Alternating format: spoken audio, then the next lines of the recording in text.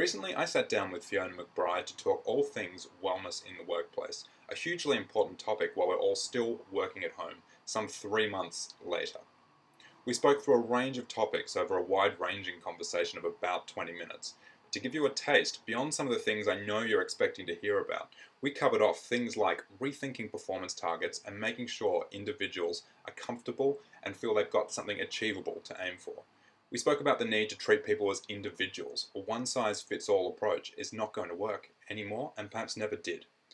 And third, we spoke about how we get people to start thinking about the future, how they're going to look ahead as to what's going to come and start to rethink about their own personal development. I hope you enjoy the conversation. Fiona, thanks for joining me.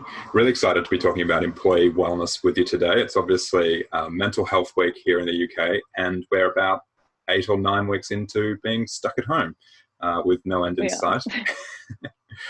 So I might, before we kick off, get you to do a quick introduction of yourself, if you could. Yeah, sure. So firstly, thank you for having me. It's nice to be here to talk about what I think is a really important subject. So my name's Fiona McBride. I'm a freelance learning consultant, and I do a lot of work with my clients within organisations, supporting managers and leaders to develop, supporting staff to develop their skills. I do coaching, mentoring, and I talk about a variety of different things. But one thing I've been talking a lot more about is well-being, because I'm also a yoga teacher. So I qualified last year as a yoga teacher, and I've been teaching yoga and doing breath awareness sessions now for nearly a year. Gosh, yeah, because we're in May now, aren't we? So nearly a year. Wow. And I love it, and I feel it's really important. You know, it's really important topics to talk about, especially at the moment. I'm based down in Sussex, and I work all around the UK and abroad when I'm, working for clients, kind of traveling here, there, and everywhere. Now we're traveling everywhere in our living rooms or spare rooms. Yeah, the wonders of technology means we can still do that, right? I know. So why don't I ask a really simple question? Can we define employee wellness, and why is it so important? Yeah, simple question, you say. Yeah, sounds simple, but I'm glad you're answering it. Yeah, I might throw the question back at you in a minute. I think on one level, yes, we can think about this quite simply, but actually it does have a lot of layers to it. And I think it's important to recognise that, and we'll come on to that, I'm sure, later when we speak about other things. So well-being and employee wellness. I mean, if you think about a company and you think about its resources, the company wants to achieve its goals, its targets, what it's there to do. And it can't do that if it's human resource. Not that I would refer to people as human resource, but if we take it as that, isn't effective and aren't able to completely, do well what they're there to do. Does that make sense? Yes, I think it makes perfect sense. So then there's something about, we manage our financial resources, we manage our buildings and our other resources, our technical resources. Yeah. And then there's something about managing and making sure our human resource, so our people, are fit and well and have what they need to really contribute the best that they can to the organisation. Yeah, so it's sort of hard to articulate it without sort of treating it like another line item, right? Like making sure people can perform and optimizing performance. I think I was reading, I think it might have been last year in the US, 200 million sick days are taken, which is a lot, which is about $200 billion worth of lost productivity every year. So, you can see why people think wellness is such an important thing, because if you can limit that, there's obviously a dollar figure associated with the bottom line. Yeah, and I think as well, organisations, employers have a duty of care, right? So whilst in that initial description, I'm saying it's another line on the resources of a company. Of course, like genuinely, I believe that it's so important. There's a duty of care. These are human beings. They're not robots. Not yet, anyway. That's probably another video. Some might be. And it's like, actually, who are the people within the organisation? How are the people within the organisation? And what can an employer, an organisation or a manager do to really help create the conditions for people to be their best? We spend so much of our lifetime working, a lot of us. So we want people surely to hopefully have a good experience. Doesn't necessarily have to be amazing experience, but a good experience when they're at work, you know. Yeah, I think that's an interesting point, and sort of reminds me of the argument we have for diversity in the workplace as well. It's sort of, there's obviously a really strong business case for it, but at some point you just have to say, well, we'll do it because it's the right thing to do. There's all sorts of stats we can use. I've just used one about kind of loss of productivity, but you're right. The reality is it's about treating people right, making sure they're happy and safe and healthy at work. Yeah, absolutely. And it's important to help people flourish and reach their full potential. That's where I'll start getting on my soapbox. It's so important, and people want to do well, right? People want to give their best. Yeah. So if we're helping create those conditions for them to do that, then everyone's winning, surely. Yeah, I think that's exactly right. I like how you defined it, but I'm going to ask a somewhat leading question beforehand. What are some of the things that you see employers do in the wellness space? What are some of the initiatives that people are running? What have you seen work really well or maybe not so well? What might best practice look like potentially, if I dared use those words? Oh, I don't know if I can identify best practice. I think good practice is a really nice phrase, because I don't think there's like one thing necessarily, because I think what's really key is that we're putting things in place that are practical and useful and add value for the context that they're in, for the environment, right? Yeah. So I think I've seen some really good stuff. So I'll kind of rattle off a couple of things. So one is around making it okay to not be okay. So really starting to build a culture within teams and within the wider organization, that not every day will be a good day. And so really highlighting the fact that it's okay to talk about that and to be open about that and to learn from that. Also, I think along that vein is that helping managers to be more comfortable in those conversations. And so that's not just about manager skills with running one-to-ones or performance reviews. It's about helping managers to have real human conversations with their team about how they are and how they're doing and how that is affecting their work and their performance at work. And not all managers feel comfortable with those conversations, and I get that. It's easy. I like to think I'm a people person, so I like to find out how people are doing, but not everyone finds it easy to have those conversations. So building skills and developing managers to feel more confident to inquire and to check in with their team informally as much as formally, I think I've seen work really well. And that's all the management layers. So that's the line management layer and then the senior managers. So it has to be embedded in the culture. It can't just be an initiative or words or a poster on a wall. It has to be real. And that takes time. So there's that stuff. I think there's also highlighting and making your staff aware of good kind of well-being practices, like taking breaks, standing up, walking, if you can, going outside, that stuff. When organizations really share that that's important and that that's okay to do, that I've seen work really well.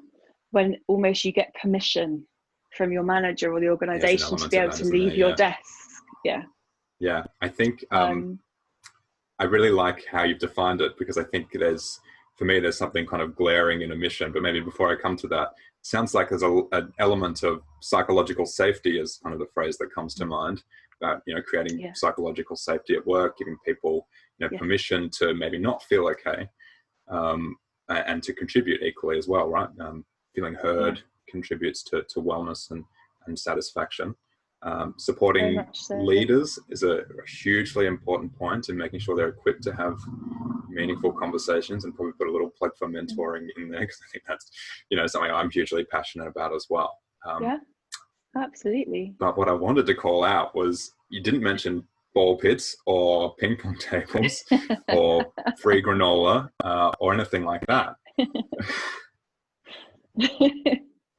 Okay. Is there a question? Well, maybe. Maybe it's just something I'll let hang. It's an observation, because I think a lot of people see, the companies that we put up on a pedestal as having, a really great culture, if you will, or leading the way in wellness are the ones that we all know have ball pits, have slides, have ping pong tables, all those fun things, which are really great when things are going well as an individual. But when it actually comes down to someone having a tough time, maybe there's more to it than that, right? Like we need to make sure people are equipped to have conversations and support that person.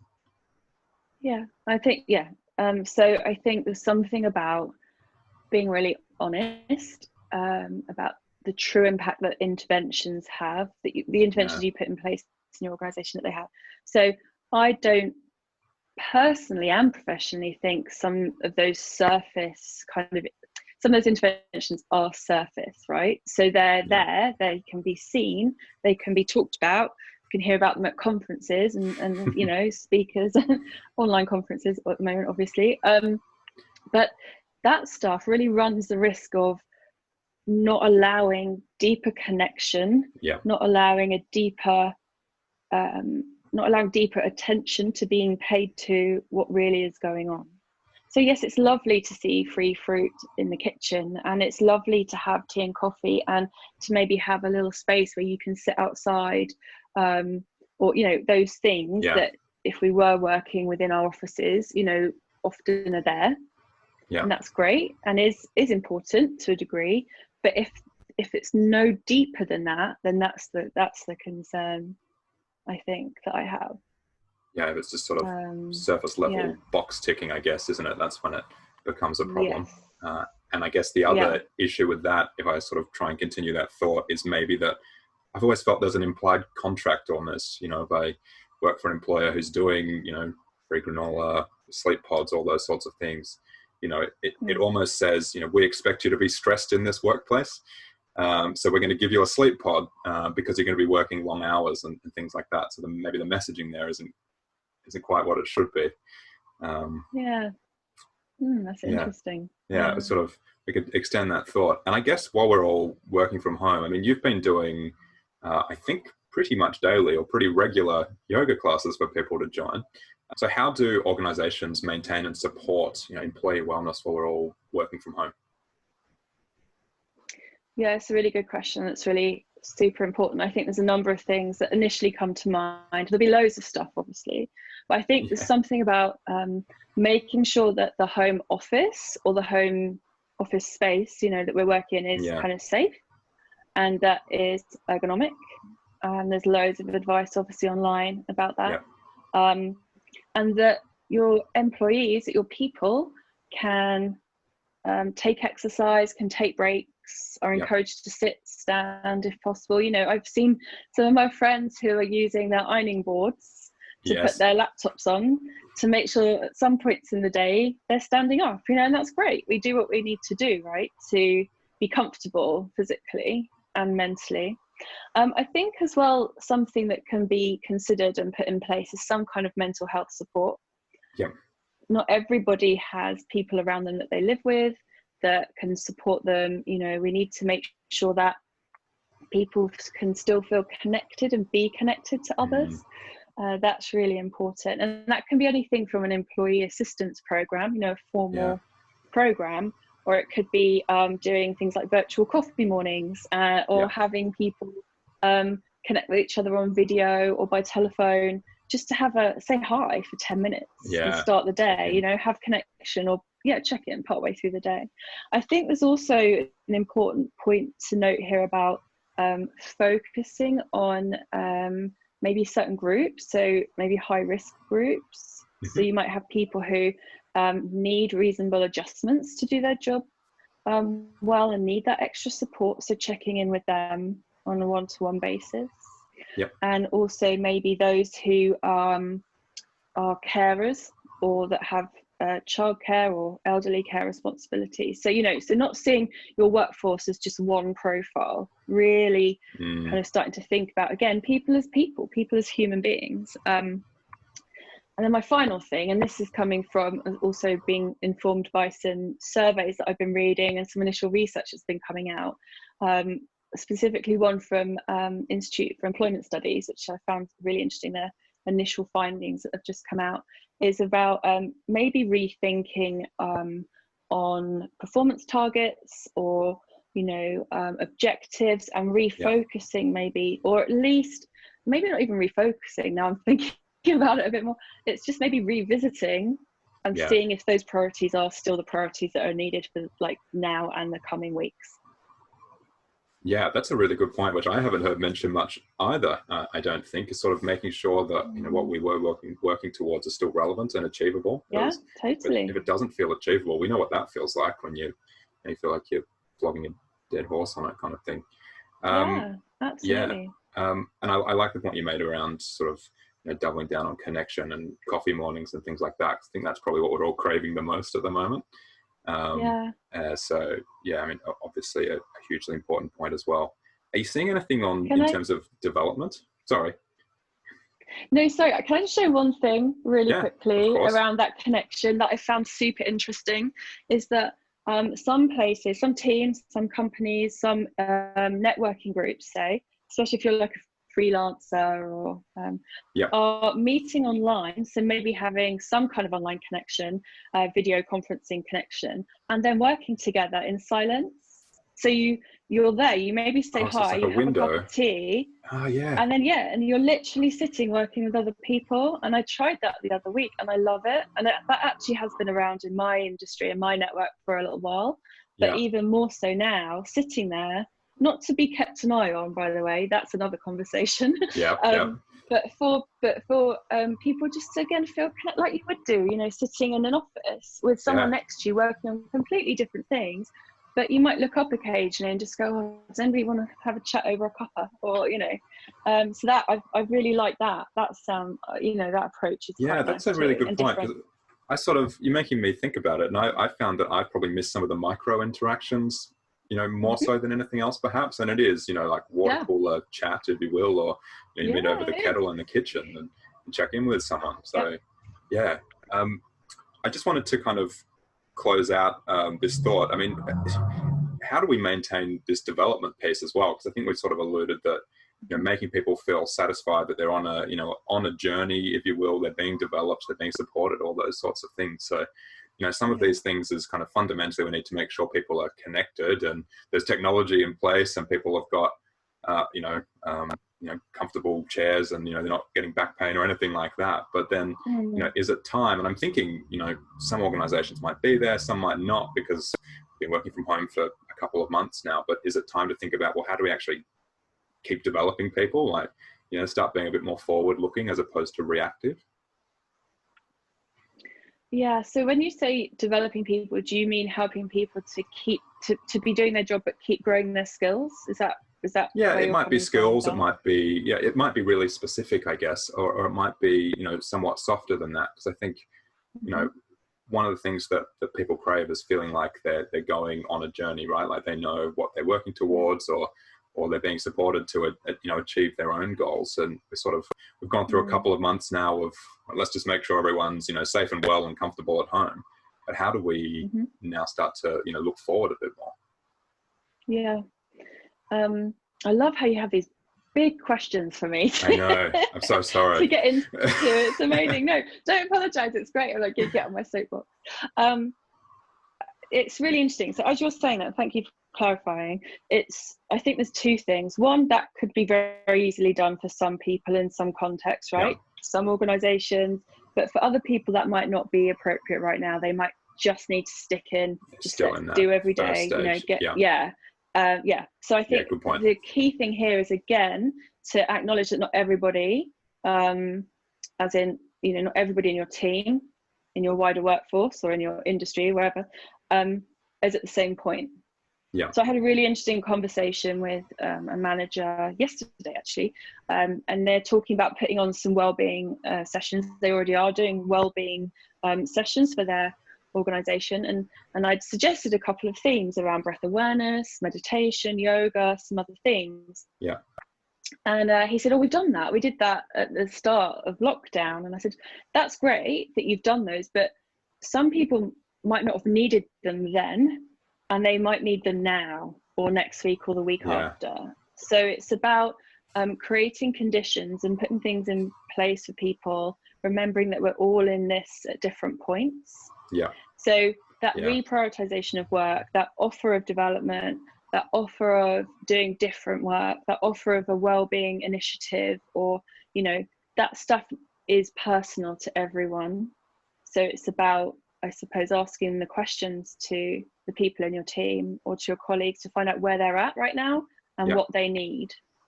So I don't have an in a box answer for you, but hopefully that thought process is useful. Yeah, I mean, I think you've made a really good point. I mean, the answer is probably that there is no in a box answer, that it's we need to be conscious of where everybody's at. Yeah, and I think I'd also say there shouldn't be, and there shouldn't be a one size fits all approach. And I know that then makes it 10 billion times harder than to think, well, what is the right thing? And of course we can put on stuff, and of course, you know, we could send little care packages out to our staff if you know, with fruit and granola in, and of course we could have our, you know, tea at 3, which I know colleagues at the CIPD have started doing in their learning and development team. It's brilliant. They all check in for half an hour, have a cuppa and have a chat, you know, and that's great to put stuff in that everyone can access, but we also have to have this personal focus and targeted and well thought through, slightly deeper connection and meaning to some of this stuff as well. Yeah, I wholeheartedly agree. Well, I think there's a lot to unpack there, so we might leave it there. But thank you very much for sitting down and joining me. I got a lot out of it, and I think other people will as well. Thank you. Before we do sign off, where can people connect with you if they want to find out more or continue a conversation? Yeah, I'd love that. I love talking about this stuff. I love chatting to people in general. So I'm on LinkedIn. So Fiona McBride on LinkedIn. I'm on Twitter. I'm on Twitter a lot. I love it. So I'm on there. So again, hashtag, our Twitter handle is Fiona McBride. I've got a website, you know, so if you put my name in, put, you know, learning consultant Fiona McBride, you'll find me. On Eventbrite, and maybe we can put links to some of these things attached to this video after. But I've got these free breathe sessions, so these free kind of breath awareness sessions that anyone can join. They're twice a week, and 20 minutes, really quick, but just helping people to kind of find a little bit of calm in this kind of current time. And they've been super popular, so anyone's welcome to join those. So yeah, I'll give you some more info, but I'd love to continue talking about this. I feel very passionate about it, and hopefully I can offer some helpful insight. Yeah, no doubt. I think I'll have to join one of those breathing sessions. Great. Thanks, Fiona.